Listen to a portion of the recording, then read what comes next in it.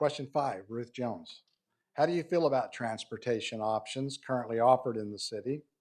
Are the current transportation options sufficient for residents? What would you do for improvements? What do you suggest for the funding of transportation needs in the city of Chandler? Okay, thank you very much. I think it's important for us to increase our public transportation. One thing that we need to be aware of is that as multifamily developments are brought in, those do not have enough space for vehicles. And so we need to make sure that we have the transit that they're looking for. I think we need to increase our buses and our bus opportunities. Currently, we only have buses in a small section of the city. We need an effective bus system throughout our city. A good example of that is a project that's going in down on Gilbert and Riggs that is going to be 500 homes, and it has not enough space for parking, and yet there's no public transportation at that location. So we need to make sure that we're addressing those needs. I think that we have an opportunity to use some of the infrastructure dollars from the current federal uh, bill to be able to subsidize that and also to be able to use funds we have within our current budget if necessary. Okay. Mayor Hartke, rebut or answer? Oh, I'll just answer. Thank you. Okay, 2 minutes.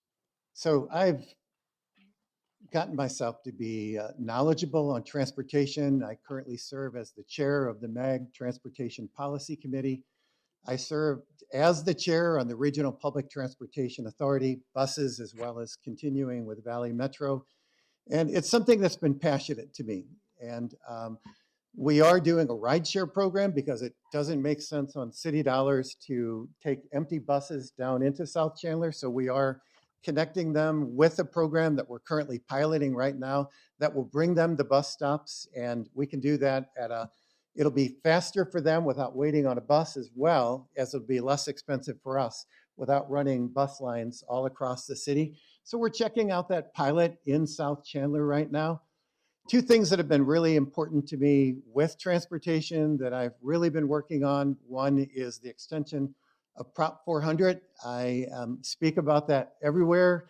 That is the Valley's system that we need to re-up coming up here this next election. And I'm working, lobbying our legislators to pass it through the House as it has the Senate and to get it to the governor's desk. And speaking of the governor's desk, I will be there tomorrow. He's invited me to be there as he signs a major transportation piece that will benefit Chandler.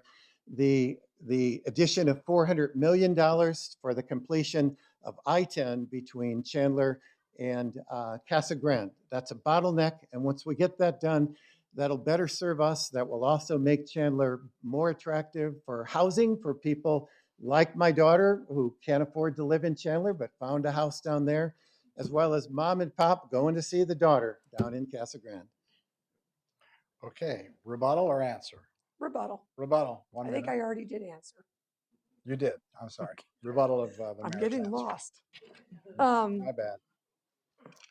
I think it's wonderful that he'll be able to see his daughter in Casa Grande, but I want our teenagers to be able to get to work. And that does require us to have better mass transit in the city.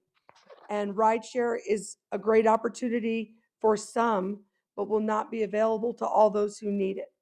In order for people who are living in high density housing or our youth to be able to get around safely, a bus is a good alternative. I say that as a mother of 3 children who I fear riding on certain roads in our city because of the congestion. It's good to be able to go and have breakfast with the mayor, but I want my children to be able to get to school safely.